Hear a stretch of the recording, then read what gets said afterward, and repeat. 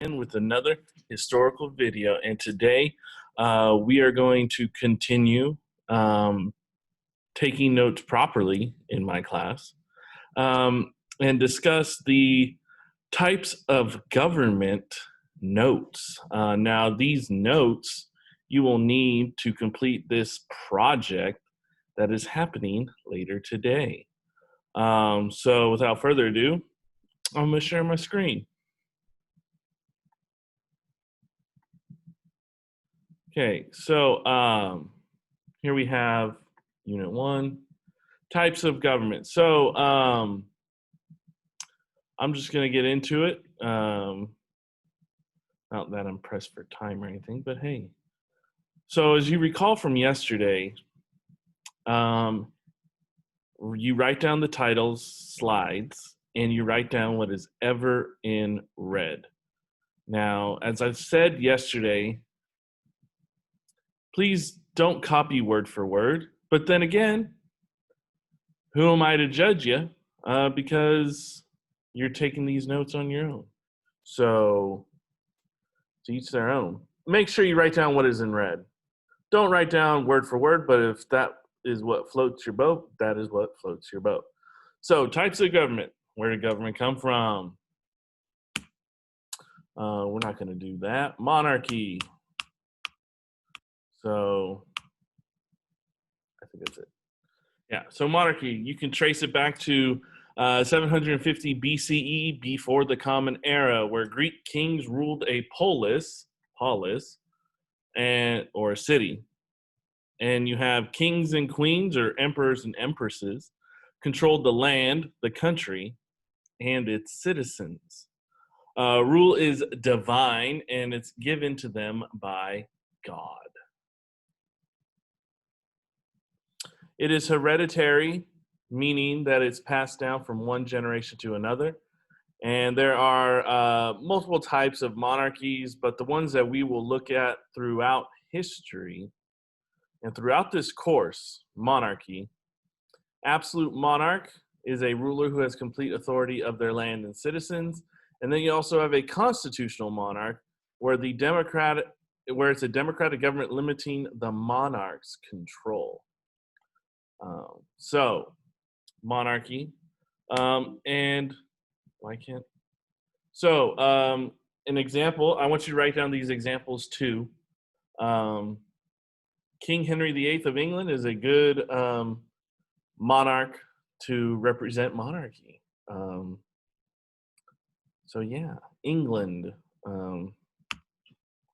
Autocracy, okay, say that again, autocracy, not autocracy. So autocracy, you can think of an autocrat, short. You can think of an autocrat as someone, it's an autocracy is like the umbrella term, okay? And so that's one person or a group of people having unlimited power, and the citizens have little, if any, role in the government. And there are three types: authoritarian, totalitarian, and dictatorship.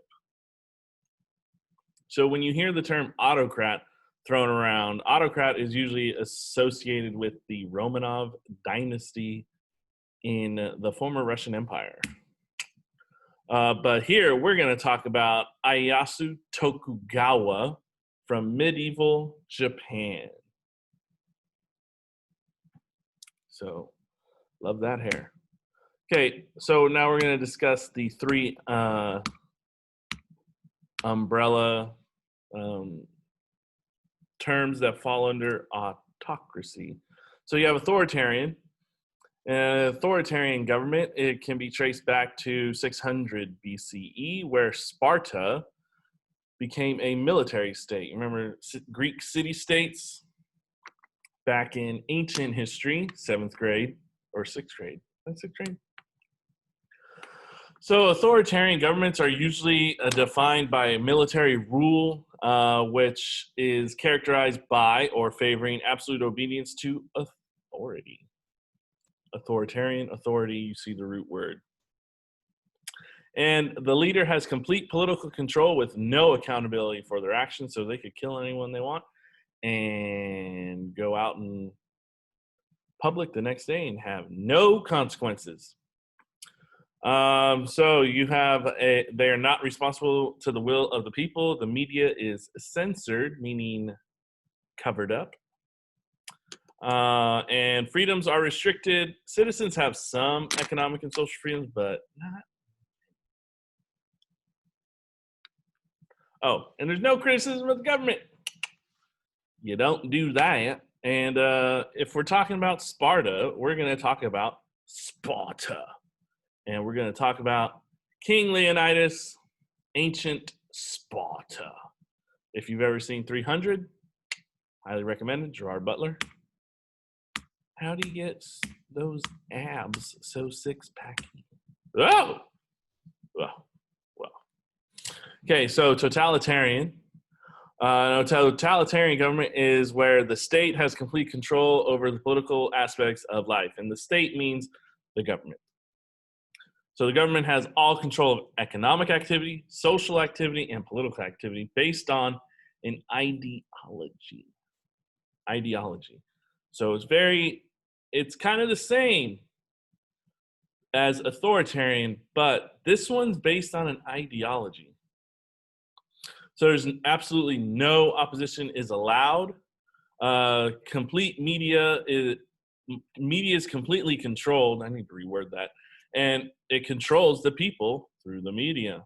And they're also controlled by violence or terror. And everyone is subordinated to the ruling party. And if you know who I'm talking about, Joseph Stalin, yes, from the Soviet Union, based on an ideology of Marxism. Nice mustache. Okay, dictatorship. Okay, dictatorship is defined as one person has complete control of the government, and they're usually not elected. They use oppressive manners to gain control. They don't always have complete control of the people. And there's usually a small minority of people who oppose their ruler. So there's actual opposition here. Not that they allow it, but since they don't have complete control of the people, whereas in authoritarian or totalitarian, there is no opposition, period. Here, they don't have real control. And an example of that is our boy Saddam Hussein from Iraq. That was a political cartoon. That's what he used to look like. He did. All right, aristocracy, not aristocracy. If you think of the Aristocats from Disney, yeah, you're right. So it was developed in Athens, 700 BCE. Athens, a Greek city-state. They are ruled by noble landlords, and again, it's passed down hereditarily, meaning wealth is also passed down. Not only just rule, but wealth. And again, wealth comes up again, and rule is based on wealth, your social rank, and family ties. Social status and wealth support authority to rule. The nobles report to my thing is in the way. Oh my gosh. I can't see this. I need to move this. Sorry. They report to one main leader, Mr. Ovalle. He needs to figure out his stuff. And an aristocracy also supports authoritarian rule. So you can say people who have money then also go out and support military. And our person, since we're talking about ancient Athens, we're going to talk about Pericles. He was an example of an aristocratic leader. So oligarchy. So an oligarchy is a state where it's ruled by a selected few, usually wealthy businessmen. Sometimes a small group exercises control, especially for corrupt and selfish purposes. Rule is based on wealth and or the ability to obtain wealth. Citizens have limited roles, and an oligarch also controls the military. An example of that was Mao Zedong in communist China. So, democracy. So, there are two forms of democracy. But as we know, democracy is government where power rests with the people and is exercised by them directly or indirectly. Again, two types. Direct, where the people have a say, and a person's vote actually matters. Indirect or representative democracy is kind of what we have here in the United States. There are two types of representative or indirect democracy. You have parliamentary democracy, where it is led by representatives of the people. They are chosen, these representatives are chosen as a member of a political party, and they choose a prime minister to lead them. And then you have presidential democracy, where a president is constitutionally independent of the legislature. The legislature is what? If you said lawmaking body, you are correct. So Parliament, obviously, England, talk about England and Parliament a lot. And the American presidents. I don't feel the need to update this picture. Democracy continued. Again, oh my gosh, we're comparing democracy. Direct democracy controls remain in the hands of the voters, and majority rule decides the vote. However, in a Republican, indirect, representative, those all mean the same. Indirect democracy. People don't exercise power directly. Elected representatives make decisions for the people.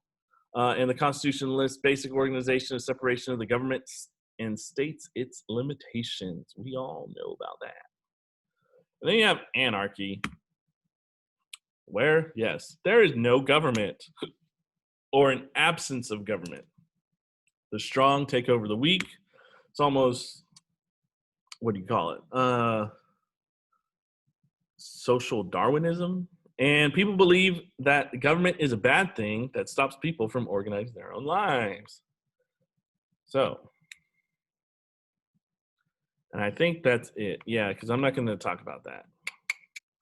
Okay, so hopefully you got those notes down. The reason why we go over types of government at the very beginning is because the types of government that are discussed throughout this course are very fluid when we talk about country or regions, and they switch up from time to time.